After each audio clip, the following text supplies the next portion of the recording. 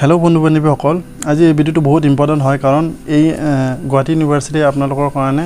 Open text book examination কেনেকৈ অনুষ্ঠিত কৰা হ'ব কি কি বিষয়ৰ ওপৰত অনুষ্ঠিত কৰা হ'ব ইয়াৰ বিষয়ে আজি নতুনকৈ ইহঁতে জাননী দিছে মানে এছপি এটা নোটিফিকেশ্যন দিছে standard operating procedure for upcoming examination SP ইহঁতে জাৰি কৰিছে 24 তাৰিখত সো এটোৰ বিষয়ে মই আজি কম সো ভিডিওটো হেকলৈকে চাই থাকিব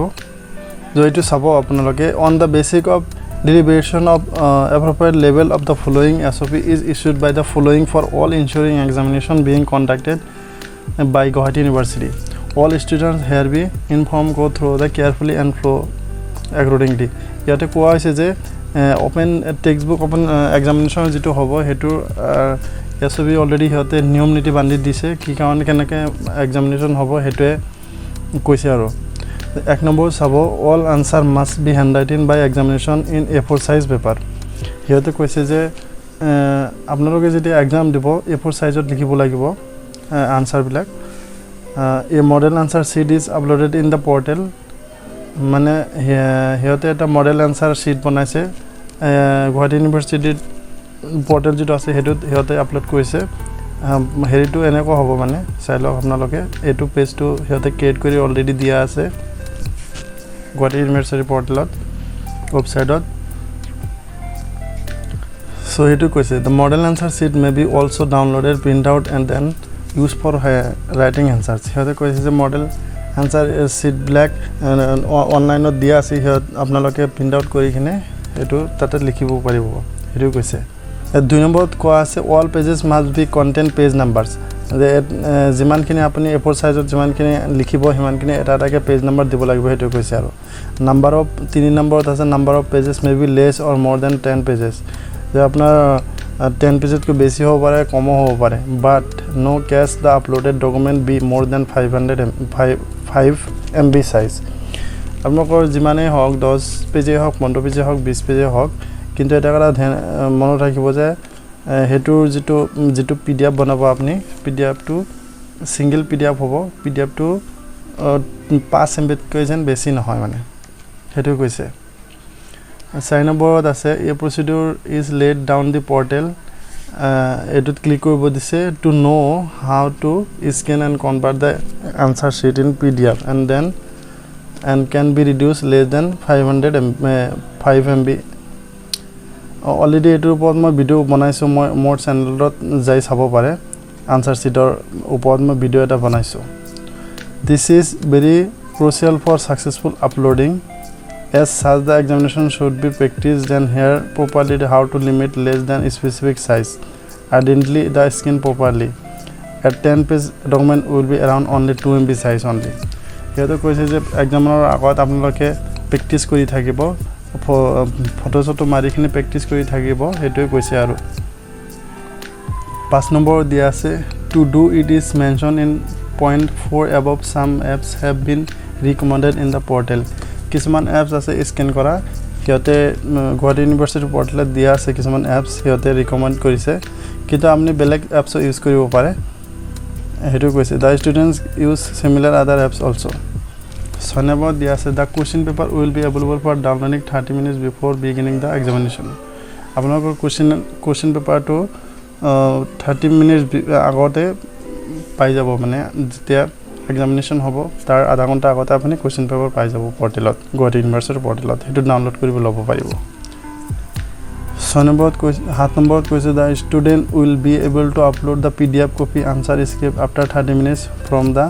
commencement of the examination and upload faculty will be available until 1 hour after the end of examination যে যদি এক্সাম 3 ঘণ্টাৰ কাৰণে হয় 1 ঘণ্টা বঢ়াই দিব হিয়তে আপলোডৰ কাৰণে মানে 3 ঘণ্টা আৰু 1 ঘণ্টা 4 ঘণ্টা আৰু আধা ঘণ্টা 4.5 ঘণ্টা হ'ল মানে এনেকৈ হ'ব মানে আধা ঘণ্টা আপুনি আগতে পাব আৰু 1 ঘণ্টা পাব আপলোড কৰিবৰ কাৰণে 1.5 ঘণ্টা নাই পালে আৰু এক্সামিনেশ্যনৰ কাৰণে হতে 2 ঘণ্টা হওক 3 ঘণ্টা হওক তেনেকুৱা দিব আৰু হেতু কৈছে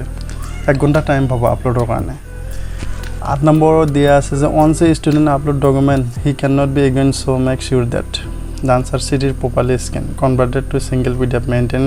of the pages. So 8 number কোৱা আছে যে কৈছে যে student upload document he cannot be it again, যে এবাৰ আপলোড কৰিবলৈ নেক্সট টাইম আপুনি আপলোড কৰিব নোৱাৰে, সেইটো অপচনে নাহে, মানে এবাৰে আপলোড কৰিব পাৰিব,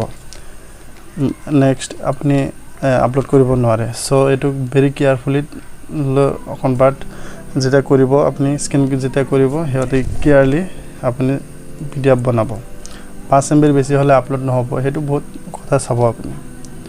আৰু ইয়াতে এটা মন কৰিবলগীয়া কথা যে যেতিয়া আপুনি স্ক্যান কৰিব হেতু ব্ল্যাক এন্ড হোৱাইটত স্ক্যান কৰি PDF বনাব, কাৰণ কালাৰ যদি বনায় কালাৰত বনালে বহুত বেছি MB হৈ যাব। 8 বিত কৈছে recheck the size of the document before going to upload and make sure it does not exceed 5 MB size. যেতিয়া আপুনি আপলোড কৰিব 5 MB বেছি যেন নহয়, 5 MB বেছি হলে আপলোড নহব, আপলোড হলেও মানে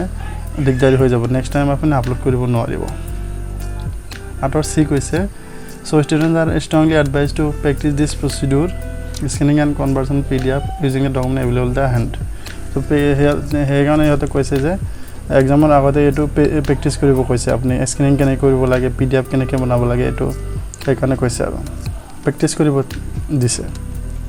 এক্সামৰ আগলৈকে। 9 নম্বৰত কৈছে in order to take the examination the students will be required to log into examination portal. examination portalত login হ'ব লাগিব এক্সামৰ আগত, হেতু কৈছে। to log in the student need to give the correct registration number, mobile number, date of birth. তাতে login হোৱাৰ পিছত registration number, mobile number, date of birth the login হ'ব লাগিব। since it is an open book examination conducted in the online mode only, the open book examination only online এ হ'ব, offline-ত নহয়। they will be able to take the help to textbook notes etc. ইয়াতে textbook নহলে কিবা নোটছৰ help ল'ব পাৰে open book examination, এটো কৈছে। the total marks for each paper will be 70% of the total theory marks. total duration of the examination will be mentioned the respective question papers. question paper লিখা থাকিব কিমান ঘণ্টাৰ examination হ'ব, হেতু কৈছে আৰু। and there will be no offline submission of any answer sheet anywhere. হেতু কৈছে অফলাইন মোডত কোনো হেৰি নহব, যেনেকৈ লিখি কিনে আপুনি আপলোড নহলে পিছত কলেজত জমা দিব, হেতু ফেসিলিটি হেতে কৰা নাই বা হেতু এতিয়া নহয় মানে। further students are informed to ensure their connectivity and use the proper guards. সেইকাৰণে ষ্টুডেন্ট বিলাকে এটো COD হ'ব লাগে। all practical examination shall be notified later on. practical examinationৰ কাৰণে পিছত নোটিফিকেশন দিব, হেতু কৈছে আৰু থিওৰিৰ পিছত। সো ভিডিওটো আজিলৈকে ইমান আছিল, ভিডিওটো ভাল পালে নিশ্চয় সাবস্ক্ৰাইব কৰিব। Thank U.